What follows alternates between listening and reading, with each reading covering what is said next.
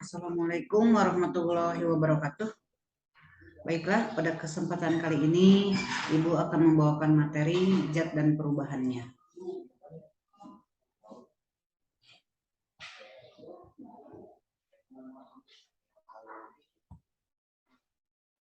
Aspek zat dan perubahannya. Aspek ini meliputi dasar-dasar besaran dan pengukuran yang dapat digunakan dalam bidang industri dan perdagangan.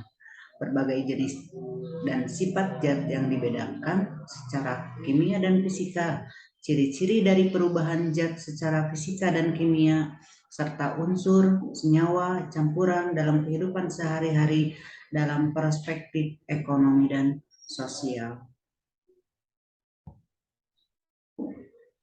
Materi atau zat tersusun dari beberapa partikel penyusun. Para ilmuwan mengklasifikasikan materi menjadi dua, yaitu satu zat tunggal dan dua campuran. Satu, zat tunggal atau zat murni penyusunnya sejenis dan mempunyai sifat homogen. Zat murni terbagi menjadi unsur dan senyawa. Unsur adalah zat yang tidak dapat diuraikan lagi menjadi bentuk yang lebih sederhana melalui reaksi kimia. Unsur terbagi menjadi tiga, yaitu unsur logam, semi logam, dan non logam. Senyawa adalah gabungan dua atau lebih unsur-unsur yang membentuk zat baru yang lebih kompleks. Berdasarkan asal terbentuknya, senyawa terbagi menjadi senyawa organik dan senyawa anorganik. Campuran merupakan penggabungan dua zat atau lebih menjadi satu. Berdasarkan sifatnya, campuran dibedakan menjadi dua, yaitu campuran homogen yang disebut juga larutan dan campuran heterogen. Segala sesuatu di alam merupakan materi. Materi memiliki massa dan menempati ruang. Dengan kata lain, materi memiliki volume. Suatu materi dapat mengalami perubahan fisika maupun perubahan kimia. Dalam ilmu kimia, perubahan kimia sering dikaitkan dengan terbentuknya zat baru, sedangkan perubahan fisika tidak terbentuk zat baru.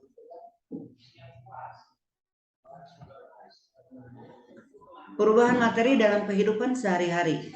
Dalam kehidupan sehari-hari, perubahan kimia dan perubahan fisika dapat diamati dari keadaan awal dengan keadaan akhir materi atau zat setelah mengalami perubahan. Misal pada saat kita menyalakan lilin. Pada saat lilin menyala, apa yang terjadi? Coba kalian amati pada sumbu lilin dan batang lilinnya. Sumbu lilin yang semula putih, saat lilin dinyalakan, lama-kelamaan warna sumbu akan berubah menjadi hitam, yang akhirnya menjadi arang atau abu. Pada batang lilin, warna akan tetap, tetapi lama-kelamaan akan susut karena meleleh dan kelihatan mencair.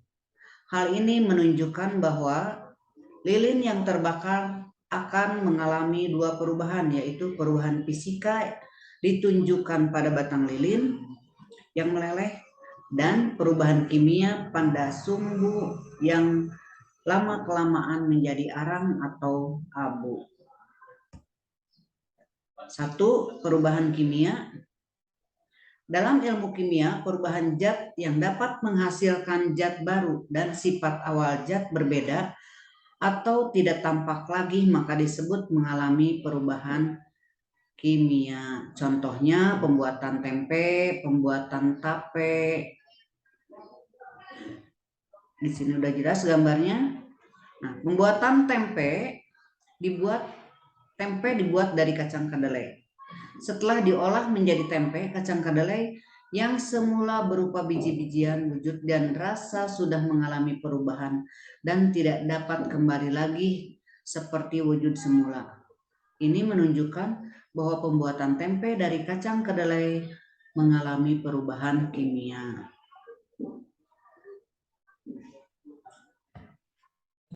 Tape dibuat dari beras, tepung beras, ataupun ubi singkong dengan cara fermentasi.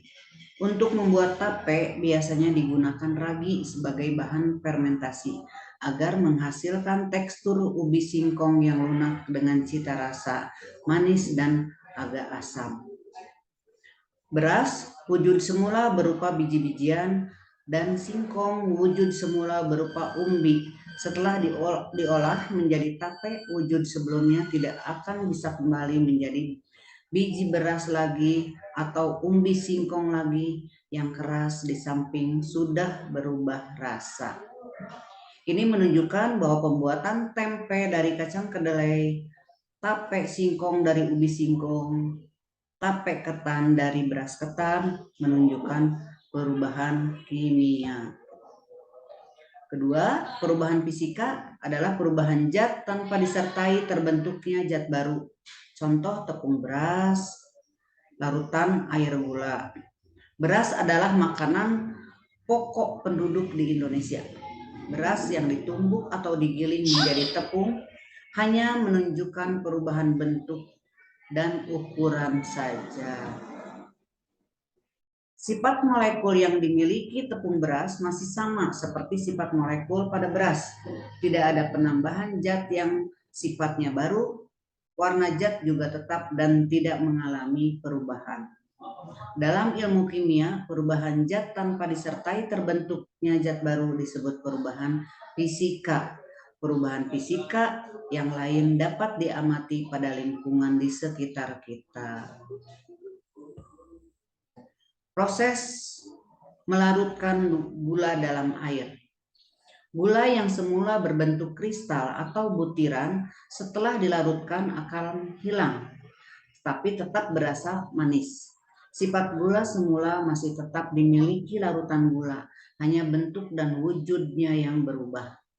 Jika larutan gula diproses dengan cara kristalisasi, maka kristal atau butiran gula akan diperoleh kembali seperti semula. Demikian yang dapat Ibu sampaikan pada pertemuan kali ini. Semoga bermanfaat. Akhir kata, mohon maaf atas segala kekurangan. Wassalamualaikum warahmatullahi wabarakatuh.